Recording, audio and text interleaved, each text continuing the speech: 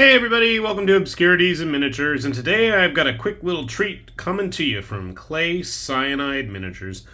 So I've been following Clay Cyanide stuff for quite some time, and I've painted and built a few of their models over the years, and we've had some featured on this channel before, like their big Flame Demon, which I really liked. If you guys don't know, I love interesting, nice looking demons, and today we're going to take a look at their release of the Fallen Watchers.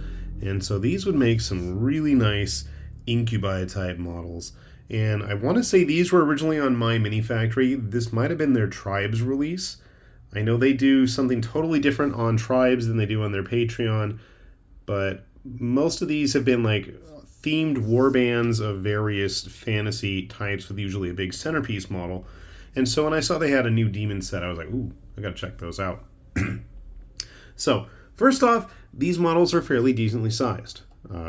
If you wanted to use them for, like, what are they called, Shrikes or Furies or anything like that, or for various fantasy releases, if you're not going to do it for 40k type stuff, I mean, they're pretty nice models. The wings are already attached.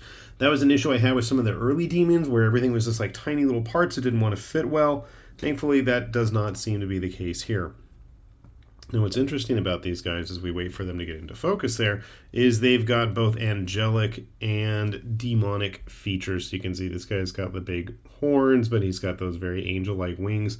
And it makes me fondly reminisce over reading the chapters of Bastard when that was still coming out by Hagiwara Kazuishi. And they brought about the whole apocalypse in that book.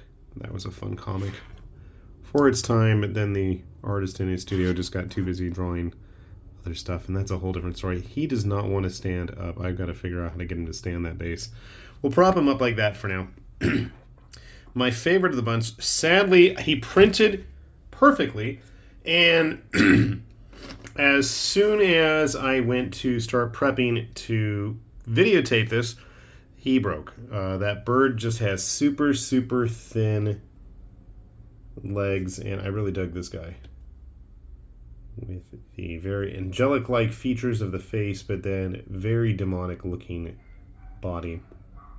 Again, very gives me 90s, early 2000s anime feel. And what's interesting is his wings here have the same kind of dragon-like motif that was on their Flame Demon before. He's got a nice little tail. And speaking of that Flame Demon, sadly mine busted. It fell, much like quite a few of the other big monsters that I've had, unfortunately.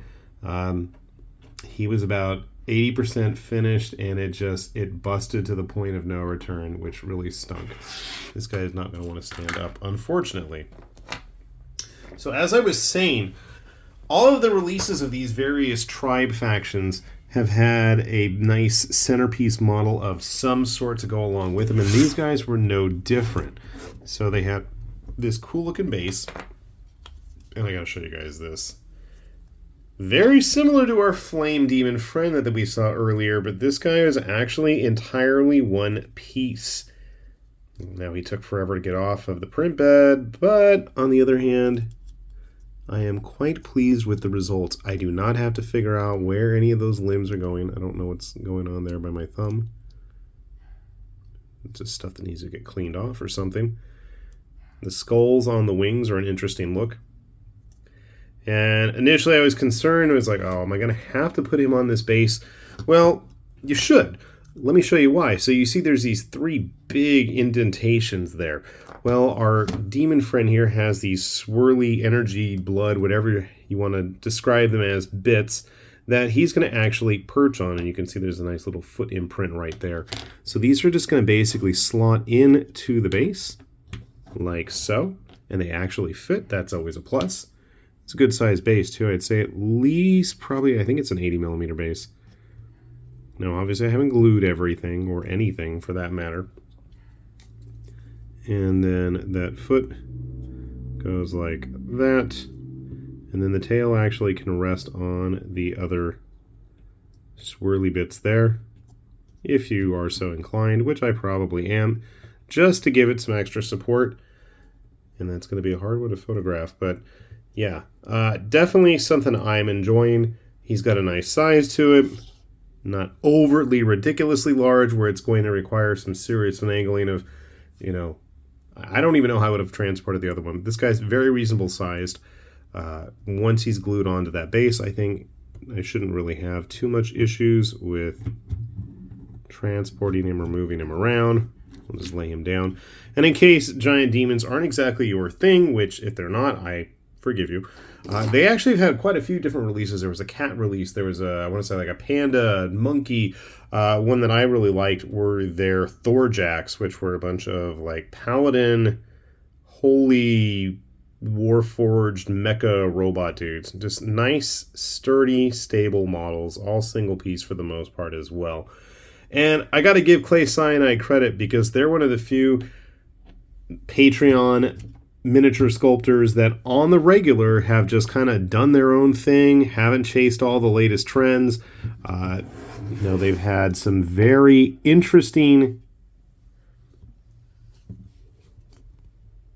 model themes over the time that they've been around. We've had like Mesoamerican, Babylonian, deities of all kinds. There were some Indian ones at one point. We've had Celtic.